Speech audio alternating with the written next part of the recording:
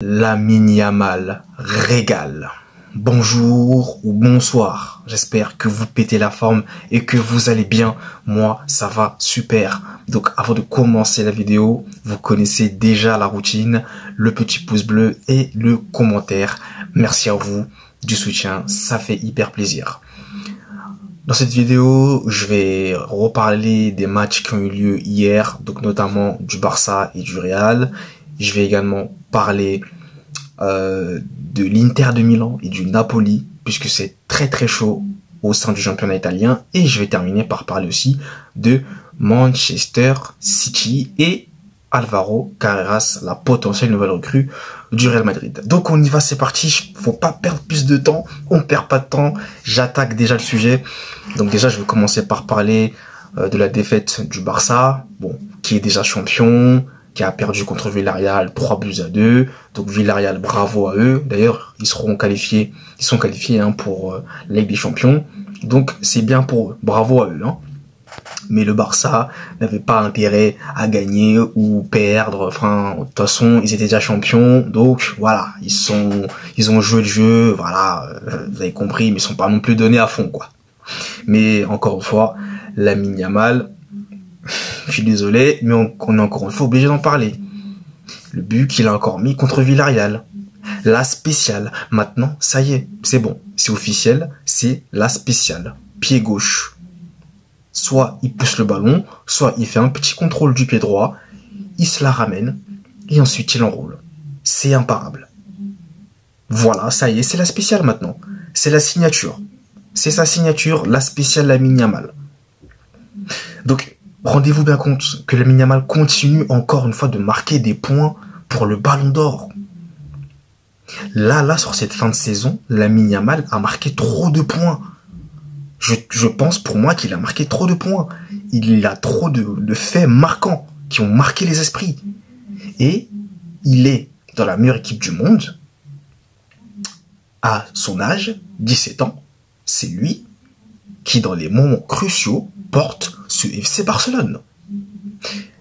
Le demi-finale, aller comme retour de Ligue des Champions, pour moi, a été le fait marquant. Ce qu'il fait au match aller et au match retour, c'est du très haut niveau. Surtout quand on connaît le contexte dans lequel il fait cette masterclass. Ton équipe qui est menée 2-0, et c'est toi au match aller, de Ligue des Champions contre l'Inter, c'est toi qui ramène ton équipe, qui lui met un but sorti de nulle part, et qui crée cet engouement, cette remontada. Donc voilà, vous le savez comment ça s'est déroulé. Donc Lamine Yamal, c'est un joueur tellement imprévisible. Moi, je vous cache pas, je vous dis la vérité, il commence à me faire peur, ce joueur. Il me fait peur, en fait. C'est même pas qu'il commence à me faire peur, il me fait peur. Parce qu'il est imprévisible. On ne sait pas à quoi s'attendre avec lui. Il n'a que 17 ans. Désolé encore de répéter son âge, mais c'est indécent, c'est incroyable. Ce qu'il fait à cet âge-là, la maturité qu'il a dans son jeu, dans son football. C'est un peu comme il disait Riley, c'est un mélange de Messi. En plus, il a la qualité de passe, d'un Messi aussi. Il a un peu l'arrogance, un peu entre guillemets, bon, mais qu'on aime bien, d'un Ronaldo. Mais il a aussi les dribbles un peu. Il a un peu le jeu de corps d'un Neymar. Donc, ce joueur-là est trop complet. Il est trop complet pour son âge. Et il n'a que 17 ans. Imaginez la marge de progression qu'il a encore à accomplir. C'est effrayant. Effrayant. Donc, Lamine Yamal, il est en course. Après, il y a Dembélé, bien entendu, qui réalise une deuxième partie de saison, mais stratosphérique. Dembélé qui fait la saison de sa vie avec le Paris Saint-Germain. Et on ne sait pas ce qui se passera en finale de Ligue des Champions. Ça pourrait peut-être faire pencher la balance. Mais même là, je suis pas certain. À voir. Parce qu'on sait jamais, ça va très vite, dans les votes, vous savez. À voir. Mais en tout cas, il y a un gros duel à distance, Mais pour moi, là, à l'instant T, Yamal, pour moi, il est dans toutes les têtes, Il est dans toutes les têtes. Et actuellement, pour moi, c'est le meilleur joueur du monde, Pour moi, actuellement, en tout cas, c'est le meilleur joueur du monde. En toute objectivité, pour moi, c'est le meilleur joueur du monde. Donc, n'hésitez pas à me dire dans les commentaires ce que vous en pensez de tout ça. Dites-le moi dans les commentaires, n'hésitez pas. Bien. je vais maintenant parler du Real Madrid qui s'est imposé 2-0 sur la pelouse de Séville. Donc là, je vais aller très rapidement sur ce match. Match très ennuyant. Séville qui a joué à 9. Donc le Real a joué à 9 contre Séville. 2 exclusions. Un match tellement ralenti, tellement lent. Bon, c'est la fin de saison, les deux équipes n'ont plus rien à jouer, voilà. Mais la bonne nouvelle, c'est Kylian Mbappé qui inscrit un nouveau but et qui se rapproche du Pichichi. Donc ça, eh bien, je suis très content pour lui et c'est une bonne chose. 41 buts à l'heure où je vous parle. Il va rester une dernière journée là et je crois qu'il y a même la Coupe du Monde des clubs, donc c'est pas encore fini. Sur toute l'année, même civil, il peut même atteindre les 50 buts, voire les dépasser, à voir. Mais en tout cas, sur la saison, au sein de la Liga, il va probablement, je pense, si tout va bien, décrocher eh bien, ce fameux prix du meilleur buteur de Liga pour une première saison au Real Madrid, qui en plus a très mal débuté. On se souvient tous de sa première partie de saison catastrophique. Et à partir de la deuxième saison, il s'est ajusté et il est devenu phénoménal. Voilà. Même si malheureusement il y a des matchs, des gros matchs à enjeu direct où il n'a pas été bon, où on l'a quasiment même pas vu, contre Arsenal notamment en Ligue des Champions et contre Liverpool aussi, par exemple. Donc voilà. Mais en tout cas, il a 41 buts et il va probablement prendre donc son Pichichi. Donc voilà. Écoutez, c'est tout ce que j'avais à dire sur ce match. Le fait positif, c'est Mbappé et son prix du Pichichi, donc qu'il va normalement recevoir. Mais là, c'est sûr, ça y est, c'est bon. Je pense que Lewandowski ne pourra pas le rattraper. Lewandowski, ça va être compliqué pour lui. Il revient aussi de blessure, mais compliqué pour Lewandowski. Compliqué.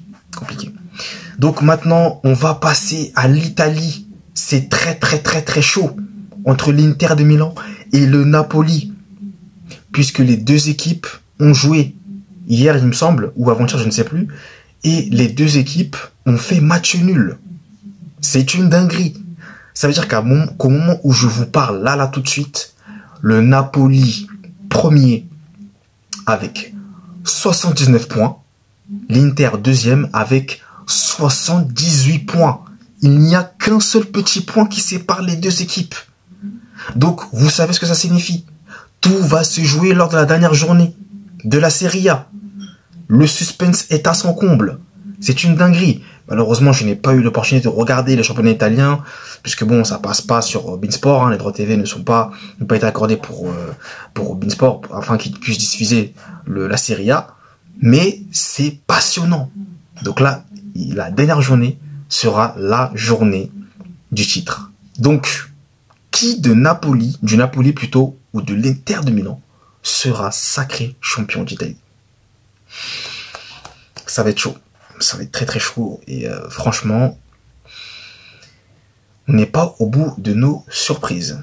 Donc, je vais aussi parler brièvement de Manchester City, qui malheureusement a perdu la finale de la FA Cup contre Crystal Palace 1-0. Et donc, Man City termine cette saison sans trophée. Saison blanche, tout comme le Real Madrid. Donc malheureusement pour Guardiola, ça n'aurait pas été une saison réussie. Et De Bruyne qui s'en va sans trophée, c'est bien triste, mais bon, c'est la vie. Donc bravo à Crystal Palace qui remporte son tout premier trophée de son histoire. Bravo à eux, félicitations à eux. Et puis comme vous le savez, une finale, ça ne se joue pas, ça se gagne. Et Crystal Palace l'a fait. Ils ont défendu. Ils ont fait bloc bas à mort. City aussi peut s'en vouloir parce qu'ils ont raté des situations, des occasions. Donc c'est dommage pour eux. Mais bon, c'est comme ça. Et enfin, pour finir, Alvaro Carreras, l'actuel joueur du Benfica, est en passe de s'engager avec le Real Madrid. Donc ça va se faire. Visiblement, il y aurait un accord qui aurait été trouvé. Donc ça, c'est en train de se faire actuellement et on attend donc que tout cela se confirme. Mais tout est en bonne voie. Arrière gauche qui joue au Benfica. Donc le changement, la transformation est en marche. Donc voilà, j'espère que vous n'êtes pas perdus, il y a eu beaucoup d'infos, donc merci à vous de voir cette vidéo jusqu'à la fin, et nous, on se retrouve très vite. Allez, peace!